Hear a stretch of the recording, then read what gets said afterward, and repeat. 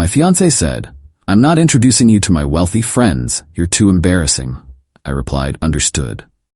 Then I showed up to her elite country club as the owner's son. When she saw me shaking hands with her friends, I, 32 male, need to get this off my chest while it's still fresh. My now ex-fiancée Victoria, 29, just learned a very expensive lesson about assumptions and classism.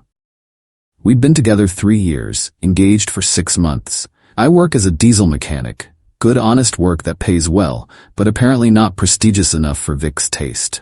She works in pharmaceutical sales, makes decent money, and recently got accepted into this exclusive country club through her boss's sponsorship. $50K initiation fee, $1,200 monthly dues. The works. The problem started about 2 months ago when she got in. Suddenly, every weekend was about the club. Tennis with the girls, charity luncheons, wine tastings. Fine by me, I'm not much for that scene anyway. I prefer working on my 67 Camaro restoration or fishing. Then came the conversation that changed everything. Last Tuesday, she's getting ready for some gala at the club. "Victoria, so I'll be back around 11. Don't wait up." "Another solo event? When do I get to meet these new friends of yours?"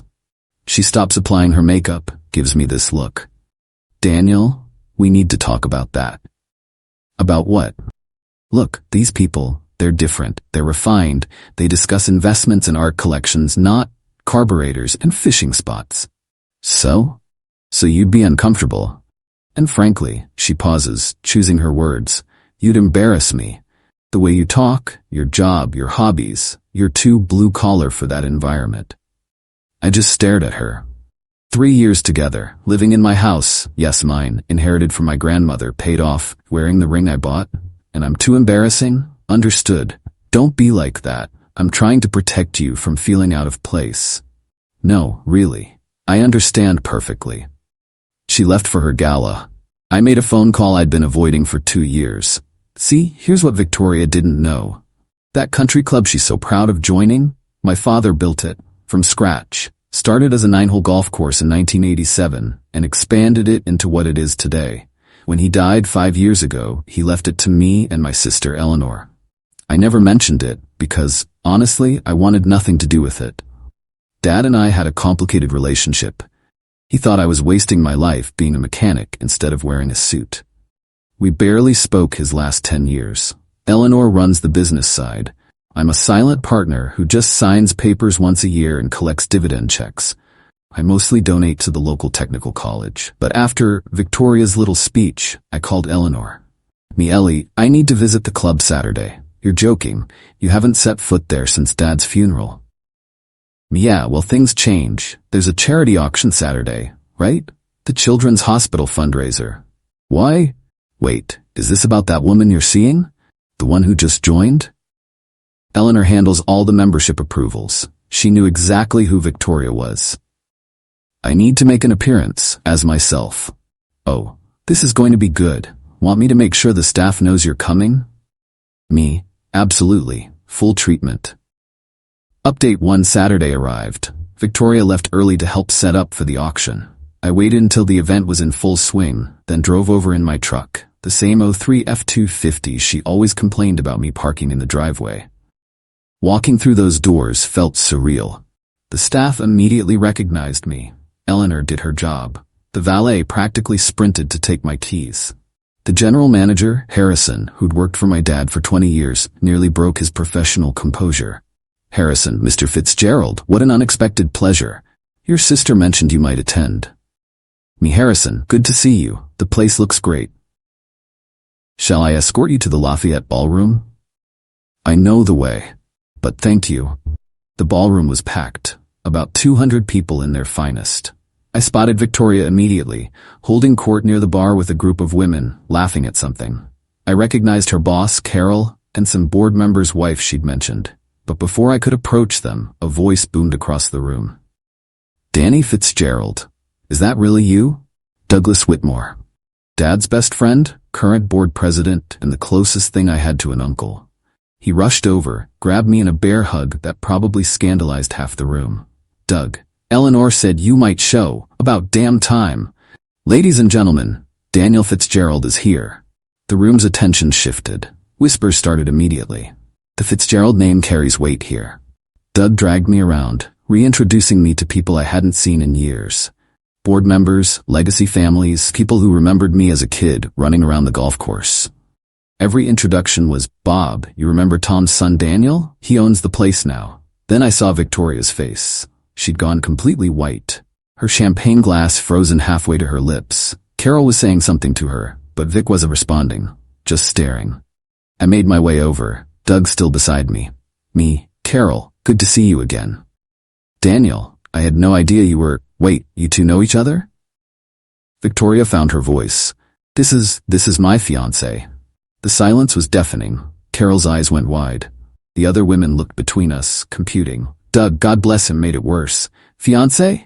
Danny, you didn't mention you were engaged, and to one of our new members. Victoria, you're a lucky woman. The Fitzgeralds basically built this place." "Victoria, I need some air." She practically ran to the terrace. I didn't follow. Instead, I enjoyed the auction, bid $20K on a week in Aspen for the hospital, not the trip, and had actual conversations with people she deemed too refined for me. Funny thing, they were fascinated by my work. One guy collects classic cars and peppered me with questions about restoration. Another wanted advice on buying a boat. Turns out rich people have hobbies too. Victoria texted me furiously throughout, "We need to talk now." "This isn't funny. You lied to me. Daniel, please. Stop ignoring me." I didn't respond. I was too busy having a conversation with her boss Carol about how Victoria had described me as working in transportation and how she'd been angling for introductions to the important families. "Carol, she said you were uncomfortable in social situations." "Did she know?" "Daniel, I'm mortified. If I'd known she was treating Tom's son like that." "Not your fault. People show you who they are eventually." Update 2: I left the auction around 10 p.m. Victoria's car was gone, but she was waiting at my house, pacing the living room. "Victoria, 3 years. You hid this for 3 years." "I didn't hide anything. You never asked." "Bullshit. You deliberately made me think you were just some mechanic." "I am a mechanic. I fix diesel engines. That's my job." "You own a country club." "Me. I inherited a quarter of a country club. Eleanor owns another quarter and the trust owns the rest. I don't run it. I don't work there. I barely acknowledge it exists." "Victoria, do you have any idea how humiliated I am? I've been telling everyone my fiancé couldn't possibly fit in, and you're literally their landlord." "You're humiliated? You told me I was too embarrassing to be seen with. You said I'd embarrass you. That was before I knew." And that's the problem, Vic. She tried everything. Tears, apologies, accusations, claimed I tested her and she failed, that it wasn't fair, that I should have told her. Maybe she had a point about the testing, but I didn't set out to test anyone. I just wanted to be loved for who I am, not what I inherited. Me? You know what the real kicker is? If you just introduced me as your mechanic fiancé, nobody would have cared. Doug knew what I did for a living. Harrison knew. They respect honest work. The only person who thought I was embarrassing was you. Victoria, I was trying to protect us both. No, you were trying to protect your image. There's a difference. She moved to the couch, trying a different approach. Soft voice, batting eyes, the works. We can get past this. We're still getting married in 4 months. This doesn't change anything. You're right, it doesn't change anything. You showed me exactly who you are. I just showed you who I am.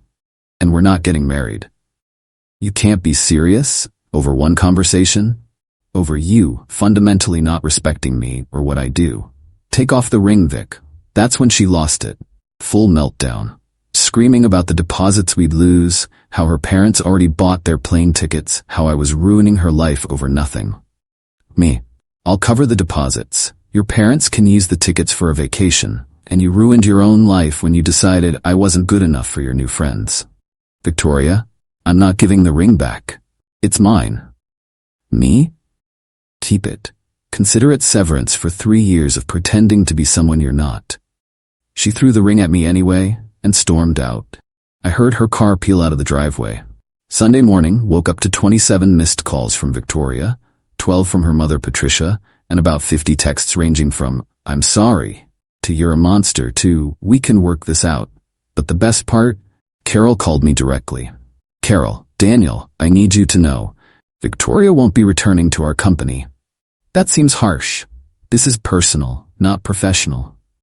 She's been name-dropping her connections at the club to clients, promising introductions she couldn't deliver.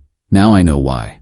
She was using perceived social status. She didn't actually have to close deals. That's fraud in my book. Karma's funny like that.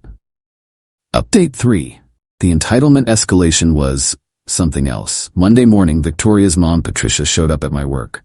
At the diesel shop, in her white Mercedes, looking like she'd rather be anywhere else. We need to discuss the situation like adults. I'm working, Patricia. Victoria is devastated. She's had to move back home. Do you have any idea what you've done to her reputation? What I've done, that's rich. She made one tiny mistake. Me. She told me I was too embarrassing to meet her friends. Because she didn't know who you were. Any woman would want to show off a man with your assets, and there it was. The real issue. Not that Victoria had been cruel, but that she'd been cruel to someone with money. So it would have been fine if I was actually just a mechanic? Don't twist my words. Victoria deserves a lifestyle befitting her ambitions. Me? Then she should earn it herself. I'm not a lottery ticket. Patricia actually tried to negotiate, like this was a business deal. Offered to have Victoria sign a prenup, promised she'd learn to appreciate me, even suggested couples counseling. Me? Patricia, she's not getting back in. Please leave before I have you escorted out. She huffed but left. Then the real games began. Tuesday, I get a call from Eleanor. Eleanor, you're not going to believe this. Victoria tried to use her membership to book the grand ballroom. For what, Eleanor? Her wedding, to you. She told the events coordinator you'd reconciled and wanted to move the venue here as a romantic gesture. Cancel it. Already done. But Danny, I also had to revoke her membership. Why? She charged $8,000 worth of champagne and food to the member account over the weekend, claiming it was for a Fitzgerald family event. When accounting called to verify, she said you'd authorized it. The audacity was breathtaking. She was literally trying to spend money she assumed I had. Wednesday brought a new player. Victoria's ex-boyfriend, Trevor, reached out via LinkedIn of all places. Bro, heard about you and Vic. Same thing happened to me 2 years ago. She found out my dad owned commercial real estate and suddenly wanted to get back together. When I said no, she tried to say she was pregnant. Watch yourself. That was concerning enough that I screenshot everything and sent it to my lawyer buddy. Just in case. Thursday was the peak. Victoria showed up at the country club during the ladies' tennis tournament. Eleanor called me immediately. Eleanor, security has her at the gate. She's telling everyone she's still your fiancé and demanding entry. Me, let me handle this. I drove over. Found Victoria arguing with the security guard, tears streaming down her face, making a scene in front of arriving members.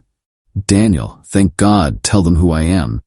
Me, I know exactly who you are. You're a former member who's no longer welcome on the property. You can't do this. I have friends here. Then they can meet you somewhere else. This is illegal. I paid my dues. Eleanor had walked up behind me. Actually, your membership was sponsored by Carol Hendricks through her corporate account. Since you no longer work there and you've committed fraud against the club, your membership is terminated. You'll receive a full refund of your personal contribution, which was $0. The gathering crowd was whispering. Some were recording on their phones. Victoria's carefully crafted image was crumbling in real time. Victoria, getting desperate. I'll sue. This is discrimination. Me. On what grounds? Victoria, emotional distress, breach of promise. You proposed to me. And you told me I was too embarrassing to be seen with. That offer was rescinded the moment you showed your true character. She tried one last manipulation. I'm pregnant. The crowd gasped. I just laughed. Me, no, you're not. Victoria, how would you know? Me, because we haven't been intimate in 2 months. You've been too busy with your club activities. Plus, your ex Trevor warned me you'd try this move. Her face went from fake tears to pure rage. Victoria, you're all witnessing this abuse. He's humiliating me publicly. Doug Whitmore stepped forward. Ma'am, you're trespassing on private property. If you don't leave voluntarily, we'll have to call the police. That did it. She stormed off to her car, but not before screaming, "You'll regret this, Daniel. I'll make sure everyone knows what kind of man you really are." Final update.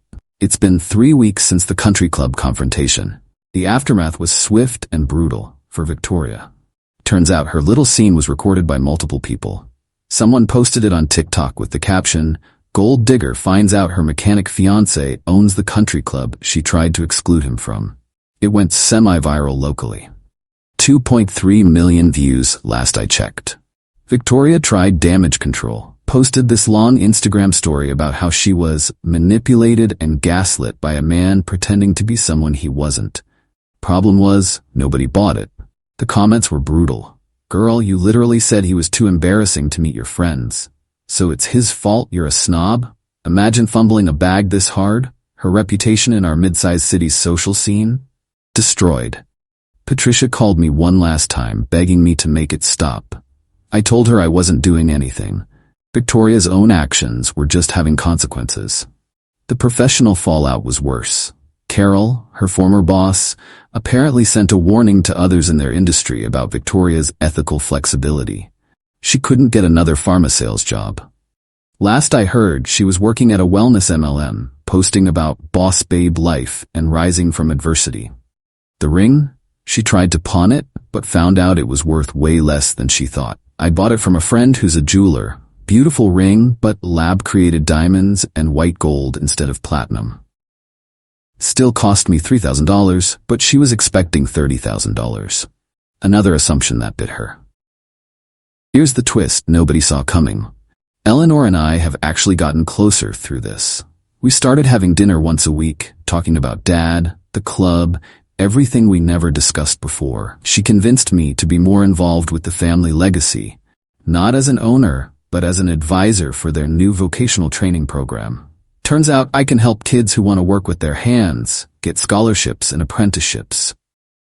Met someone new at the technical college where I volunteered teaching a diesel maintenance class.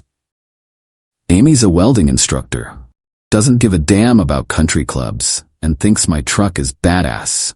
When I told her the whole story on our third date, she nearly choked on her beer laughing.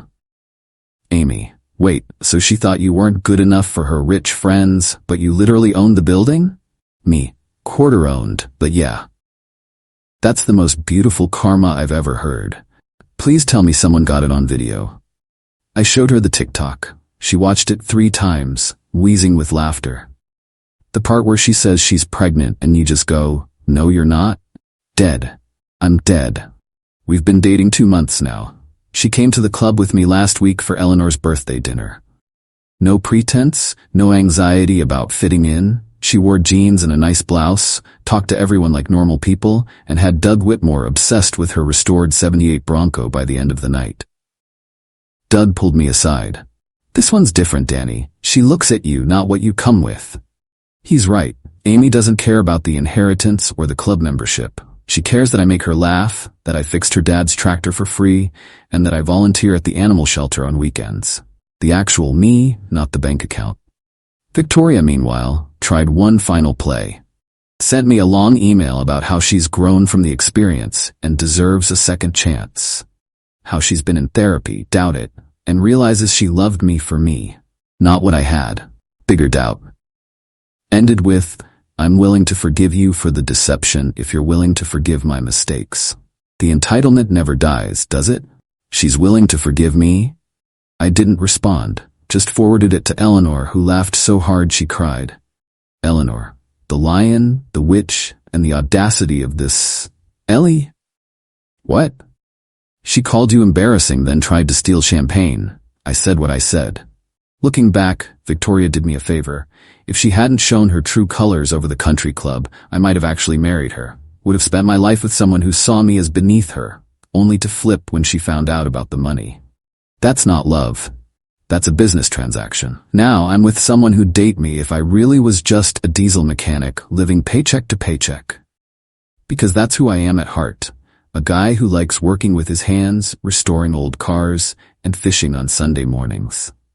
The inheritance is just numbers in an account I barely touch. The country club? I still rarely go, except for family events or the occasional charity thing. But now when I do show up, in my jeans and work boots, members treat me with respect, not because of who my father was, but because they saw what happened when someone didn't. Victoria is still posting about her journey and growth on social media, still trying to portray herself as the victim who's rising above. But everyone knows the truth. She played herself, thought she was trading up to a better social circle, only to realize she'd been living with her golden ticket the whole time. As Amy says, karma doesn't always come quickly, but when it does, damn, it's satisfying. Couldn't agree more.